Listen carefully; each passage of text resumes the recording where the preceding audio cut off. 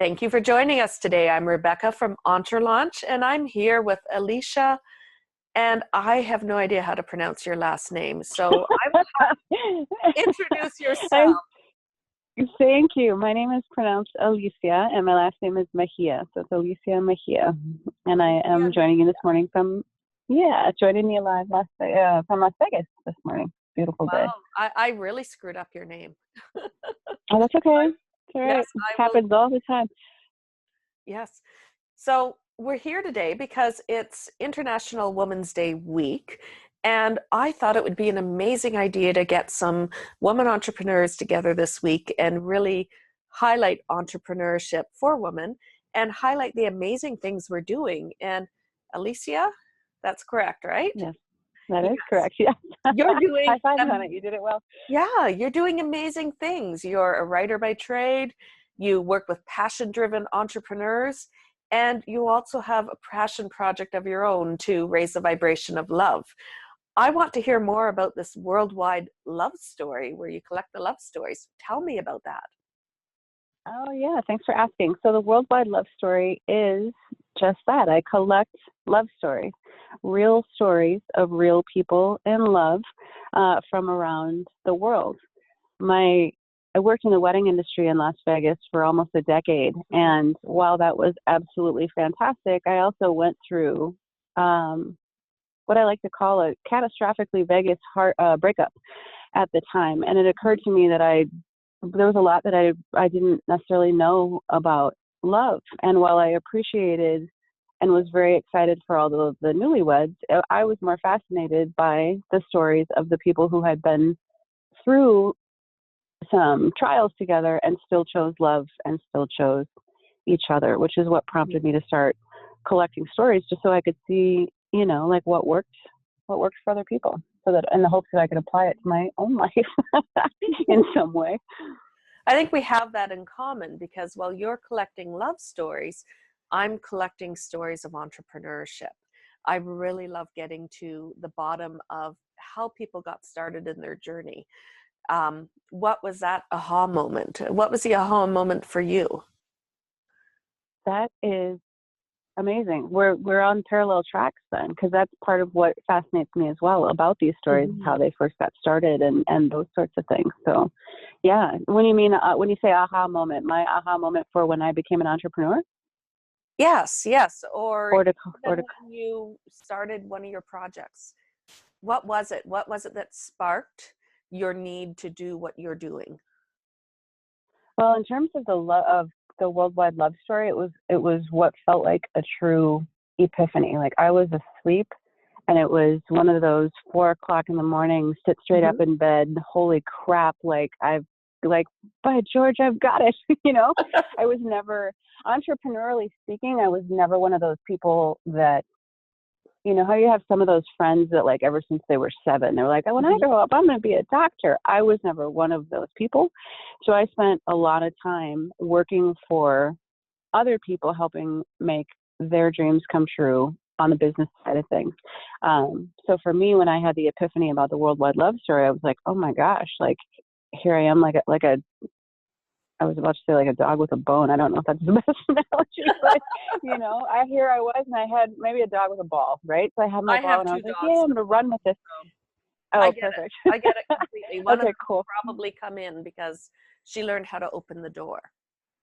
Oh, that's awesome. That's cool. Yes. Yeah. So that's what that was about. Yeah. So I finally had something that I felt like I was fully behind, like heart and soul, and could not wait to dive into it. So what was your background before starting the Worldwide Love Story, before starting your writing for passion-driven entrepreneurs? What was your historic background? I had a very long history in customer service, actually. So I did a lot of working for brands that you might recognize, right? So a lot of it was over the phone, actually. So a lot of interpersonal skills, that sort of thing. But I worked for Ralph Lauren way back when, I like to say, back when they were checking to see if this whole e-commerce thing was going to work out. So I worked for Ralph Lauren, which was a fantastic experience. Then when I moved to Vegas, I ended up working for Tiffany and Company, the little blue box people. Mm-hmm. Another fantastic experience. And then from there, I ended up going into, I have this philosophy about things that I love to try new experiences. And when Mm-hmm. you live in Vegas, the new experiences that you have, that you're exposed to are different than when I'm from Minneapolis originally. Okay. So when you live in Vegas, it's a little bit different, right? So I can imagine. for example, right? So for example, in this case, I was dating someone. I went in to work with him to pick up his check, and the guy that we went to go pick up his check from was freaking out because he had a wedding the next day and his videographer had canceled. And so the guy looks at me and he's like, "Have you ever shot a wedding before?" No. And he's like, "Would you like to?" And he offered me, like, at the time, what felt like an exorbitant amount of money for someone that did not know what they were doing. And I was like, "Yeah, I mean, that sounds like fun. Why not try it? Mm-hmm. Where else am I going to be presented with this opportunity?" So anyhow, long story short, the videography led to photography. The photography led to sales. The sales kept me happily in the wedding industry in Las Vegas for almost a decade. And it was a beautiful, beautiful example of just being exposed to some of the most gorgeous things you can absolutely imagine. Mm-hmm. Now, when you decided to start collecting love stories, how did you get started? Did you just start randomly approaching people, or did you have people in mind where you wanted to share their story? That's a great question. It was actually a dovetail of two things. So while I had that epiphany, the epiphany itself literally was, oh my God, it's about the story. So I knew somewhere in there I needed to collect the story.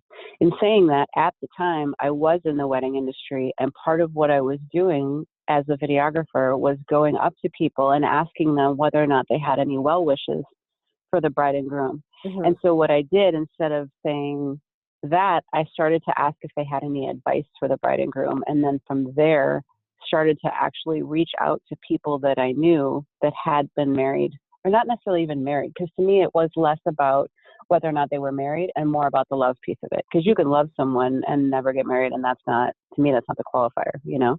For sure. So that's how I did it. Yeah, that's how it evolved, really. I sort of built up my courage behind a video camera and then worked up the courage to just start asking people to share their stories face to face. Ah, it looks like we have Mimi joining us too. Hi, Mimi. Okay, so we will keep talking. Wait for it. Until Mimi starts talking. Sweet. I can see her, but I can't hear her. Hello. Hello, how are you? Good. Oh my God, I didn't know this is video call. I still No, wear my pajama. that's okay. So we are Sure. recording, and Mhm. that is absolutely fine because we are doing the audio version for the actual podcast. So Okay. we're seeing each other here, but nobody else has to see us, even though this Okay. is real entrepreneurship. This is us as women entrepreneurs Awesome. showing ourselves to the world. So, and I think we really should tell our audience about what we're doing right now. We've all joined to share our experiences, to share our stories. And many days when we get on a podcast call or a video call or any type of call, we're often in our sweatpants or yoga pants. We might still be in our jammies or bathrobe, or we're in our car, or any number of things. It's usually not pretty. It's often not staged, but it is real. And it's how many of us are working on our daily basis. Yeah. Yeah, absolutely. If we had to show up with everything perfect, we might not ever show up. And you know what? I think we are too focused on making sure everything looks perfect on the outside, or at least there's too much of a push, I find, from the world for us to look perfectly coiffed, full makeup, dresses and everything else. Yet if it was a male, it's like, whatever, show up in your jeans and your sneakers and t-shirt and you're fine. So why is there that extra onus on us? Mm-hmm. which is like a completely different topic from what Alicia and I were just talking about with love stories. That's totally fine. It is, but my love story myself is my love and my passion for sharing entrepreneurial stories. Do you see Mhm. that segue going in there? Mhm. I do. That was so good. Yeah. That was like butter. Mhm. So, Mimi, now that you've joined us, tell me quickly about yourself, what you do, and yeah, why you're joining us today. Yes, and my name is Mimi. I'm recently moved to Ottawa. I am a newcomer and doing my own business. It's kind of like it's really frustrating for me because like I'm new to town. Doing business is my first time doing too. It's kind of like two biggest um, really hard for me right now to get overcome that I really want to do it or not. That's why like I try to looking for a group that really like support me, Mm-hmm. kind of like find the the material that I think I can support on my business and also can provide my knowledge relate my skilling. That's why yeah, that's main reason why I want to join. And another thing that I want to learn from you and from another woman that's already doing business and they give advice. And for me, like I'm totally new, and I find that if you don't go out there, you don't see the world, you don't try it, then you will never Mm-hmm. know. How can you achieve that if you don't try? That's why, like this year, to be honest, I commitment myself. I really go to do it because that's the only thing I know I can do it or not. Cannot like just read book, cannot just watching video after another video and then hope something will happen. I don't think that's will going to happen. At least I going to do it. Yeah. Mhm. Yes. And Alicia and I were just talking about that same topic about just going to do it, with you going, Alicia, to start asking people about their stories and gathering that information. Mhm.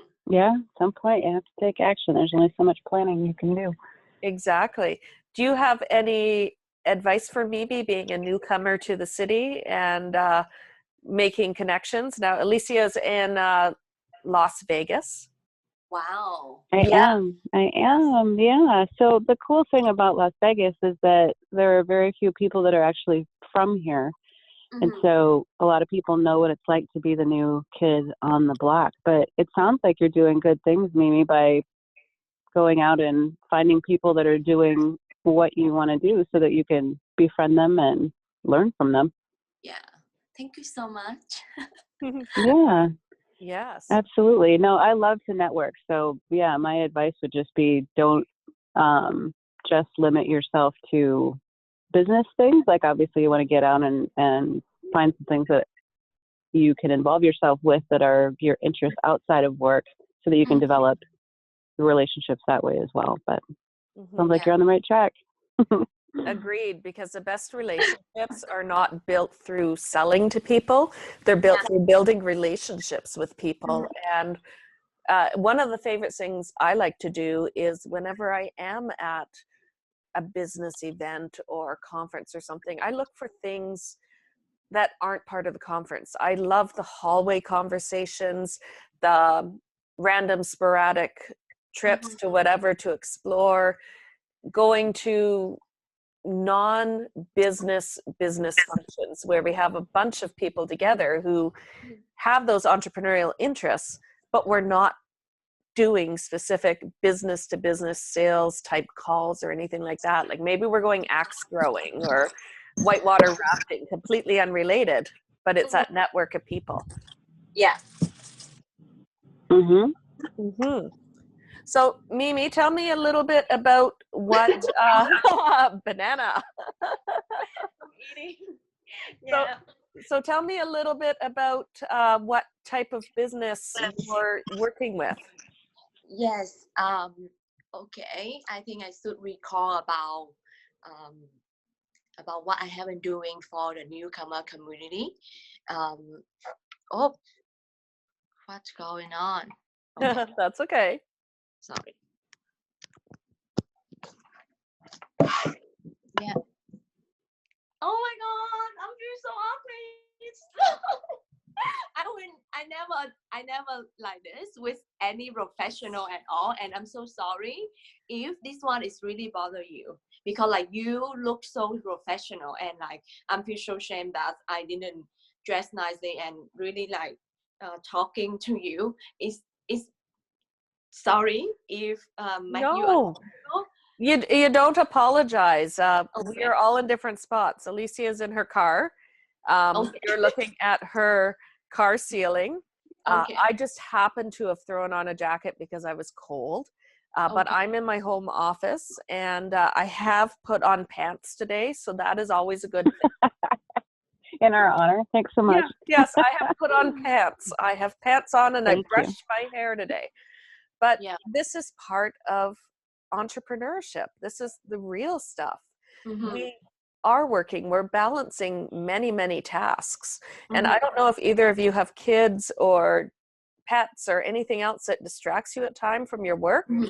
but we know, especially if you're working from a home office or a coffee shop, there are things going around you all the time. And I find that women especially were prepared to sort of roll with the flow. So Yeah.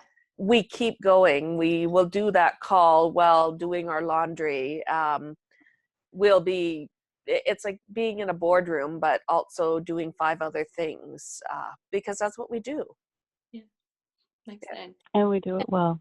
We Hmm. do. We do. And this is why it's so important to have talks like this, because we can share our experiences and let other people know that if this is what you're doing, Mm-hmm. everybody else is doing it too. So don't feel bad about it.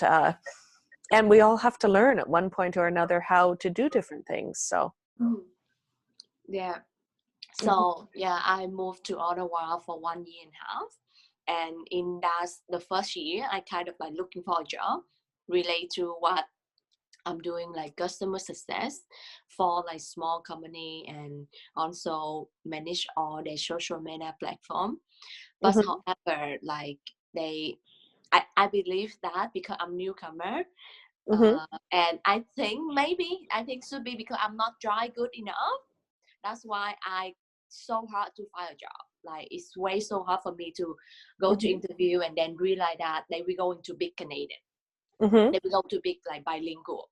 They will go to big another person that they believe 100% can do the job, even though I have experience and I used to working in Singapore for 3 years. That's why mhm, like, I think that's for newcomer, and that lead me to create the group newcomer in Ottawa. mhm, And I find so many people is the same situation like me, even though they from Paris, they speak French, they got master degree, and they still cannot find a job. And I say, wow, wow, it's like really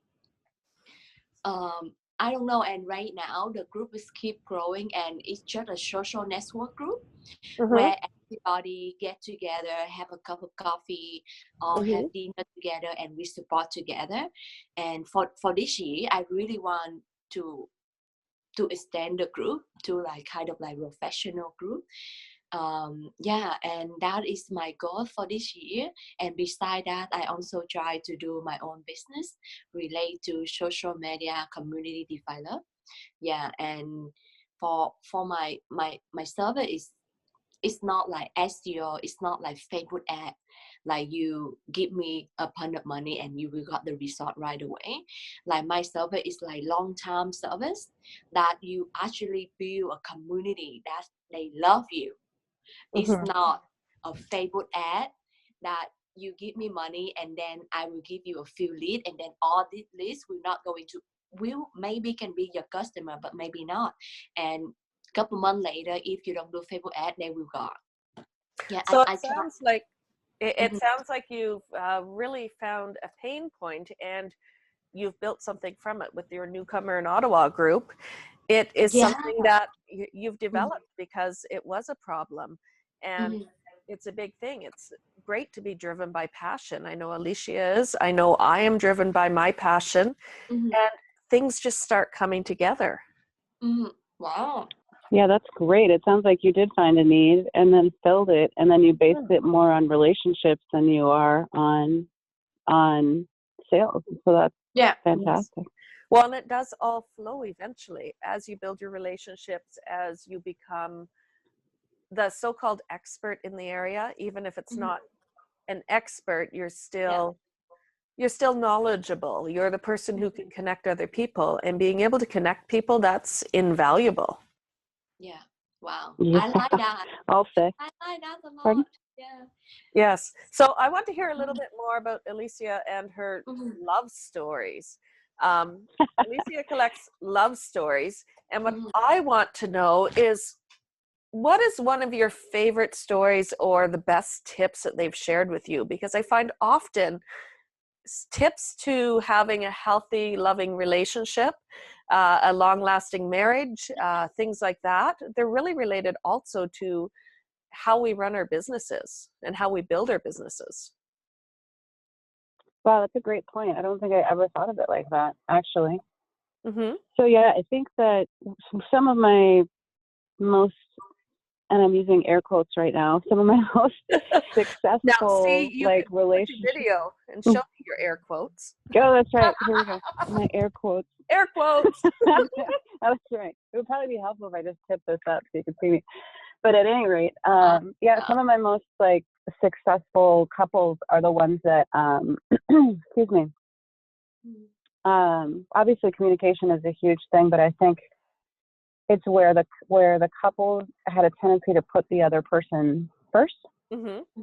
have tended to be the most successful. And then you pair that with couples that almost know, well, I think in retrospect it's kind of a boundary thing, but they know what they're willing to put up with Mm-hmm. versus what they aren't. So it's almost like knowing their deal breakers.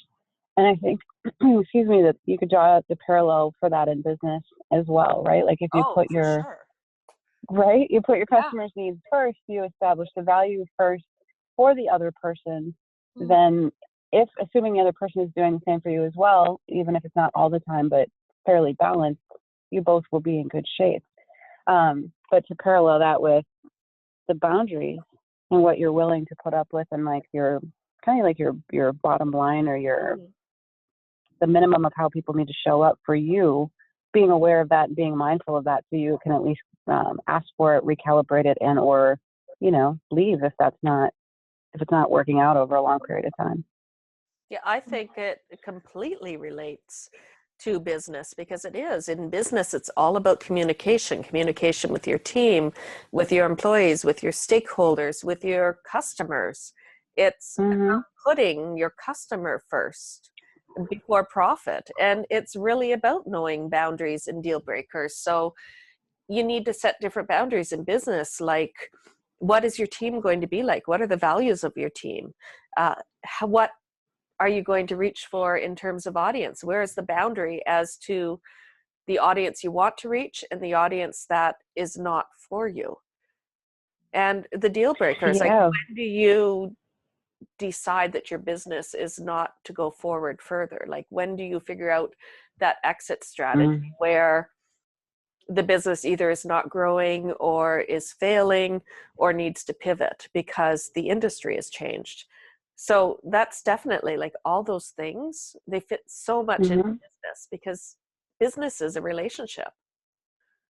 It is, and I think like Mimi was talking about before, like the Mm-hmm. importance of playing the long game, right? Like sounds Mimi like you explain to your clients when you go to work with them that this isn't some get rich quick scheme, and you need to be in it Mm-hmm. for the long haul. I think the same is, first of all, the same is true for a relationship once it's established. But being a writer, I think one of the things that's important as well is that we deliver our message needs to be consistent over a long period of time, so Mm-hmm. that our tribe can, one, hear us, and then two, we need to give them time to let it occur to them that they either need and want our services or that they like us, and then that they'll know where to find us once that actually happens. And that doesn't happen in one exchange. Mm-hmm. It happens over a long period of time. And I think the same is true in both business and and your personal life. Like, this isn't, very few things of substance are instant. Mhm. Like, the attraction might be there, but you still kind of gotta. Now, I have a weird thought. I'm wondering Hmm. with the rise of divorce rates and the quick failures of marriages nowadays, if it relates at all to the trend to build your startup as fast as you can and exit or sell it. Mm. First off, the rise of the divorce rates and all that sort of thing, like the Mhm. original stat that divorce rates were at like 50 some percent or something like that, that's actually a faulty stat that was based Mhm. on a very small piece of data and then extrapolated to assume that it was true for a wider population when it wasn't necessarily. But I do think that I, I, I don't know if that's the truth necessarily, because I believe that there was never a better time to either do business than there is now. And I also believe there is never a Mhm. better time to get into even romantic relationships than there is Mhm. now, because people's motivation is different. We have the luxury of wanting to be in a relationship, of being in a relationship because we want to, not because we have to, or because Mhm. society tells us we have to, or we have. I just feel like we have way more choice now than we ever have. Yeah, But that it's is an a interesting. I'm really going to good give point. that some more. Yeah, and I will give that some more thought though, because it's Yeah. really the first time I've ever had anybody ask me that question about a quick exit strategy. But you can. The Mhm. converse, I would imagine, is true, right? Like, we can bail now Well, if and we we want talk to. about, We can just leave. yeah, we Hmm. talk about millennials having a short attention span and always looking to move to the next best thing.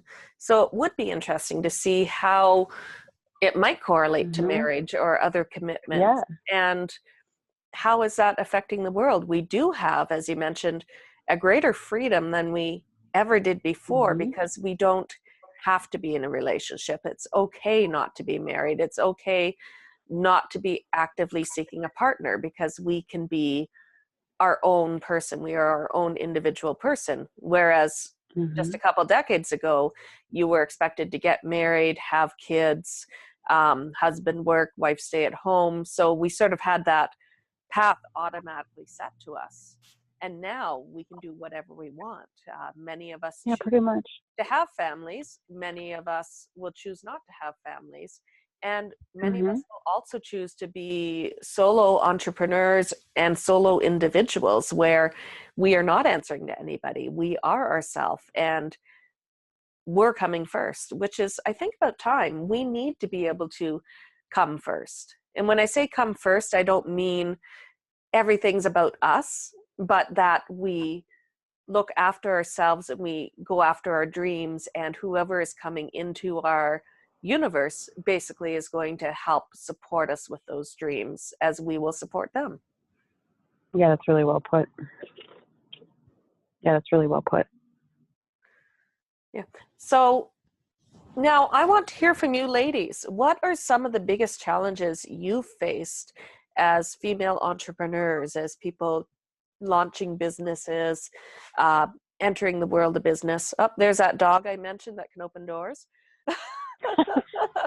That's awesome. Yes. So, what are some of the biggest issues you've had? Mm, I think for myself, first of all, it's about really identify who is your target customer. Hmm. Yeah, that's the first thing. And because when you're doing business, like you're always hungry to looking for customer, but you forget you need to have a plan. You need to Hmm. really get backward one step to research about who exactly you want to work, who is your perfect customer. Like I just recently have working with one client for 1 month, and then she just canceled me. She say like, no, we should stop working because her finance is not worth it for continue doing long term, because that Hmm. my business is like you need to stay at least in the game 3 months, but maybe Hmm. four. She not believe in that, and that is not my target customer. Hmm. You need to find a person that believe on your mission and trust you. I think that's the biggest thing that I need to working on right now, and that's why like I rather than to spend my time to do my homework before to go out there to grab any customer I think can be my client, rather than just pick one and be the best and working with them out of that. Yeah, I think That is that. a really good point, because I do notice a lot of businesses fail to identify their target customer. And I know with Alicia, not everybody is your target customer. One, you're looking for people in love for your worldwide love story. So if they hate the whole world and they're severely divorced and cynical, probably not your client. And even for But not so much. your writing, if people aren't writers and if they're not passion driven, they're probably not the right people for you. I imagine you probably don't work with a lot of textbook writers. Yeah, absolutely. I know my sweet spot, and I think that's part of what Mimi was talking about, like finding Yes. that person. I feel like we do our best work when we're working with people who are our ideal client. So I think it's important to step back for a second and take the time to really give that some thought as to who that is, and let your imagination.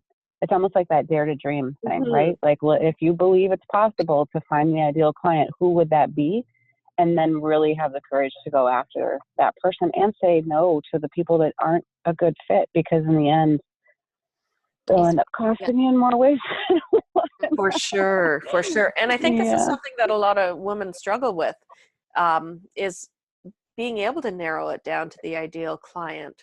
I know a lot of people are looking so desperately for sales at times, we forget to focus on what is the right audience for us, and forget focusing on sales, focus on those building relationships, because that's how you're going to find your ideal audience and also be happier doing it. Yeah, it's when you're going to do your best work if you can consistently find those. So it's almost like a shift in momentum as well. Like, it might be rough for a minute, but once you find them, then those happy customers are going to tell other happy customers, and those people hang out with people who share the same qualities and the same values as they do. So it's just going to be like a double upward spiral for you, as long as you can get there. So. Well, so we are coming up to the top of the hour, ladies. So I think it's time to start wrapping up. However, I'd be able to talk to you all day because I love sharing stories with everyone. So it is International Women's Day week, as I mentioned earlier in the podcast.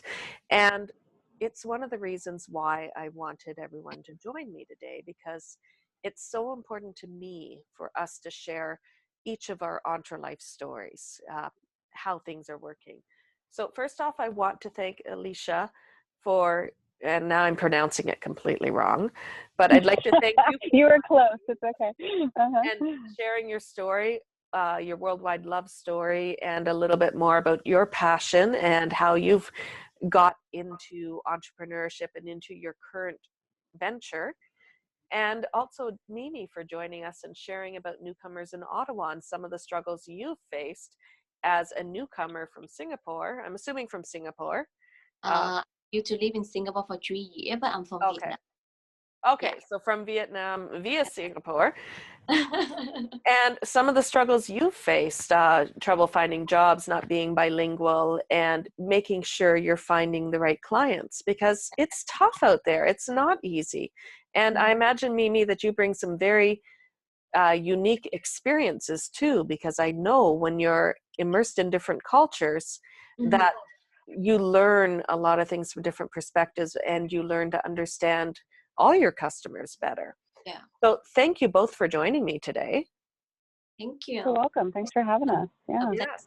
Yeah. Now, what I'd like in parting is for each of you to share your number one piece of advice for women who are looking to become entrepreneurs. Wow, that is a great question.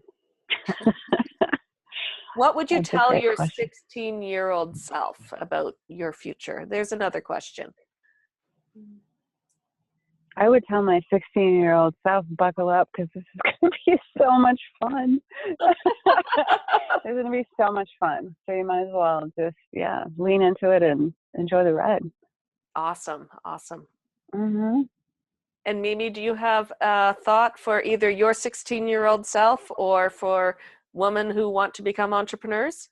Yeah, I think for women who want to become entrepreneur, I think like you guys should just do it and really strong belief in yourself, and don't believe to those who that say you, hi Mimi, you not going to do it, you failure, you cannot find a job. Go ahead, you for sure, if you cannot find a job, how you going to do your business? Like I said, okay, watch me. Watch me. Mm-hmm. I think And that is amazing advice. Watch me, because yeah, we're going to hold on for that ride, yeah, and we are going to do amazing things. And I just want to tell you both that you're absolutely awesome, and let's give some awesome high fives. High five. Can't see us, Yay. but we're like breaking our screen with high fives here. And Yeah. thank you all for joining us, and we will be catching up with you all soon.